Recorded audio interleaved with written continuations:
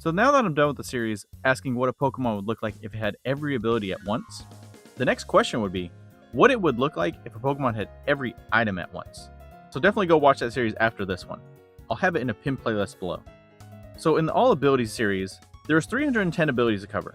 So this series should be a bit quicker, since there's only like 50, maybe 60 items in the game, right? Well, looking at the Code of Scarlet and Violet, there's 2,557 items? Alright, well, welcome to part 1 of 25. Okay, there are technically over 2,000 items in the code of the game, but a lot of the items are coded, but can't actually be used. So let's go ahead and get rid of all the items that don't really matter for this video, like Lava Cookie, Pink Scarf, and the item everybody loves. So that cuts out 1,411 items. So now to remove some of the items that are in the game, but can't actually be held by a Pokemon. And then the next items to cut out are the TM material items, which cuts out another 281 items, the picnic items, which gets rid of another 175 items, and then the key items for another 71 items. So that leaves 619 items to hold. There are 2 items that I'm not sure if we can include in this video, which are the Strange Ball and Terrace Ball, which you can't really get in-game, since they can only be on transferred Pokemon or event-only Pokemon. So we'll go ahead and remove them, since they don't have too much of an effect anyway. So that leaves 617 items to go over. But of those 617 items, you can hold all of them, but a lot of them don't have effects. So like the Pokeball items, TMs, battle items, the medicine items, and even treasure items can all be held, but don't actually have an effect in battle. But we'll include those items anyway for 2 specific moves at the end of the series. So that leaves 186 items that have some kind of effect. But since some items are always active and some items have to be consumed, I'll put this mark next to items that can be consumed or have a one-time effect. But these first 15 items only have effect on specific Pokemon, and won't have any effect on any other Pokemon. The EVLI item will boost the defense and special defense of a not fully evolved Pokemon by 50%. Soul Dew will boost Latios or Latias's Psychic and Dragon moves by 20%. The Light Ball doubles Pikachu's attack and special attack. The Rusted Sword and Rusted Shield will transform Zacian and Zamazenta into their crown forms, and also change the move Iron Head into their signature moves. But if these items are on their respective Pokemon, the item actually can't be knocked off. The item Boost Energy will activate if a Pokemon has the ability Photosynthesis or Quark Drive, as long as Electric Train isn't up for Quark Drive, or Sun isn't up for Photosynthesis. If they aren't up, it will be consumed, boosting their highest stat by 30% or speed by 50%. And there's actually 6 Creation Trio items.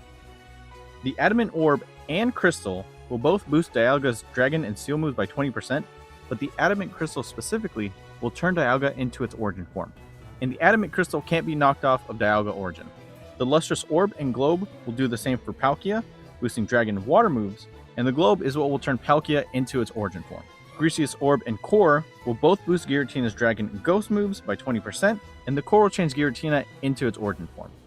And the last species-specific items are the Cornerstone Mask, Hearthflame Mask, and Wellspring Mask. And all these items will change Ogerpon into its various forms.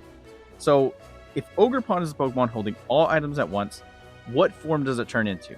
So in my last video, when something like this came up, I said everything just happens to activate at once. And the same question kind of pops up here. And some people took umbrage when I said it'll just change into everything at once. Which I do get, because this wouldn't actually happen in game, but at the same time, how do you pick which form to go into? Some people mentioned in the last video that these kind of things should just happen randomly and it'll just be a random form, or they just don't activate, or you go by the last item in the index, which I believe is the Wellspring Mask. But I think that's kind of boring. So I'm going to bend the rules here and say, if Ogerpon has all these items at once, it will be a Grass, Fire, Rock, and Water type. And the move Ivy Cudgel will do Fire, Water, and Rock type damage. And then if it terrestrializes, it will Terra into a Rock, Fire, and Water type, which will also activate 3 of the Embody Aspect abilities, giving it a 1-stage boost to attack, defense, and special defense. But if you guys think that it should just take a random form, or should take the last form in the item index, let me know in the comments. So those are species-specific items, so only the designated Pokemon for these items can take advantage of these effects. Except for Pikachu, which would both get a boost from Light Ball and the Eviolite. And here you might be noticing that some of the species-specific items are missing, like the Memory Discs, Lucky Punch, and even Thick Club, and other various items. And that's because after Gen 8, a lot of items got Dexited, and since I'm only going over Gen 9, I'm not covering them here. Unless you think I should add them, let me know in the comments, and I'll add them in part 2. So I'll add in some of the missing items, and even some items that have been missing even before deck set, like the gem items and Berserk Gene. And the next items are the plate items, which could technically be designated as species items, but they do provide a boost to Pokemon that aren't Arceus. But if Arceus is the Pokemon holding all of these plates, similarly to Ogerpon, it will match all 17 types of the plate items. So it will be every single type except for normal, since there isn't a normal plate, and the move Judgment will deal 17 different types of damage, and these items can't be knocked off of Arceus. But for any other Pokemon, the plates will give a 20% boost to the respective types of that plate. So every Pokemon will have a 20% boost to every single type of attack except for normal. Arceus also gets this 20% boost to attacks as well. The Choice Band, Choice Specs, Choice Scarf, and Assault Vest will each give you a 50% boost to your attack, speed, special attack, and special defense, but will lock you into the first move you use and will also prevent you from using any status moves. The move boosting items will also give you a 20% boost to your attacks, matching that specific type. So on top of the plate items, all moves will get a 20% boost on top of that. The 6 power items will grant 8 EV points for each stat after knocking out a Pokemon in battle, but in battle, they will also have your speed. That will be a 1/64th multiplier to your speed. And the item Iron Ball will also have your speed again, lowering it to 1/128th of the original speed. So if this Pokemon's speed was at exactly 128, it would then have a speed stat of 1. But also treat the Pokemon as grounded, which basically means if the Pokemon was already flying type or had the ability to levitate, it will no longer be immune to ground type attacks. And if you don't want your parents to put you in a ground state for not being subscribed, go ahead and hit that subscribe button and the like button and leave a comment too, because your parents are legally required to ground you if you're not subscribed to this channel. I don't make up the rules, that's just how YouTube is, guys. But the item Lagging Tail doesn't lower or change your speed, it will just make you move last in your priority bracket.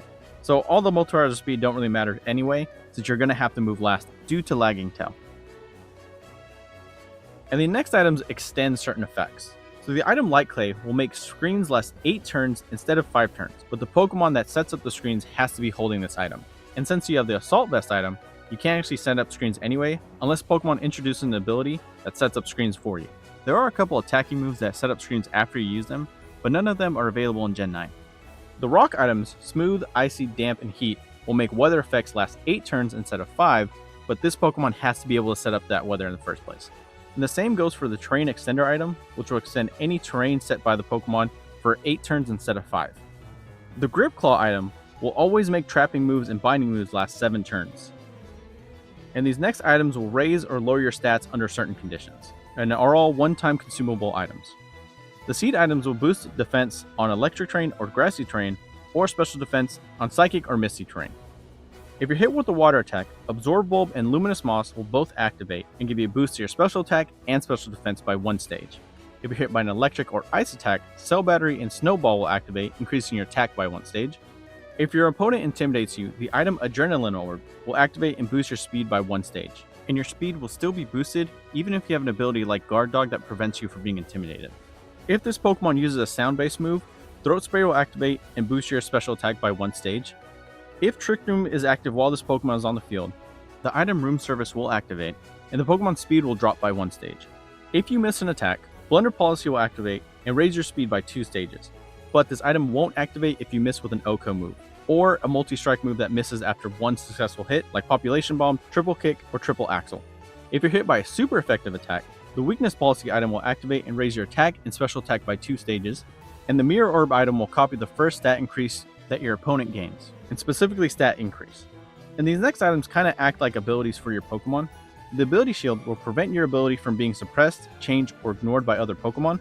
The Air Balloon item makes the Pokemon ungrounded, which means that it's immune to ground type moves. But since you're also grounded due to the Iron Ball item, these 2 effects basically cancel each other out. So if a Pokemon is holding both of these items at once, it will just be in its default state, whether it's already grounded or not grounded. But once it gets hit by 1 move, the Air Balloon will pop. This Pokemon will then be put into a grounded state. The Bright Powder item reduces the accuracy of moves targeting this Pokemon by 8%. The Clear Amulet item prevents its stats from being lowered by other Pokemon. You still can lower your own stats though. Covert Cloak protects you from the additional effects of other moves, so you can't be burned by moves like Flare Blitz or flinched by Fake Out. The item Destiny Knot will make sure that if this Pokemon is infatuated, the Pokemon that infatuated it will then also become infatuated. If your Pokemon is hit by an attack and isn't KO'd, Eject button will activate, and immediately switch out this Pokemon for another Pokemon you have. The item Eject Pack will switch out this Pokemon if its stats are lowered. But since you're holding the Clear Amulet item, this item can only really activate if you lower your own stats. But the item White Herb will then raise your stats whenever they're lowered.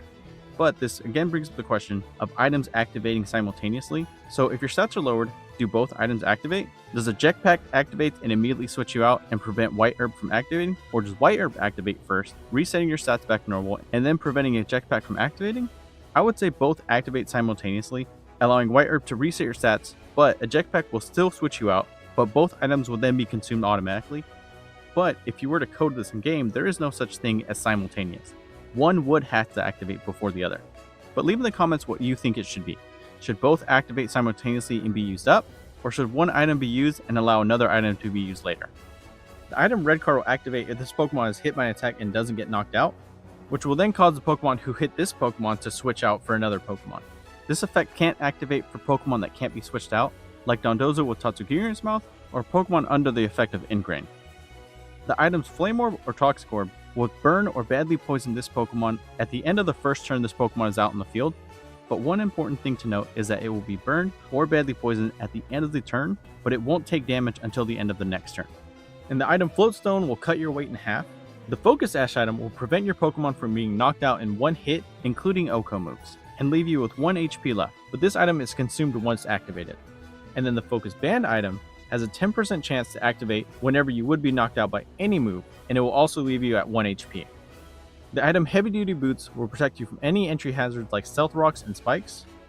The Mental Orb item will cure things like Taunt, Encore, Torment, Heal Block, and Disable.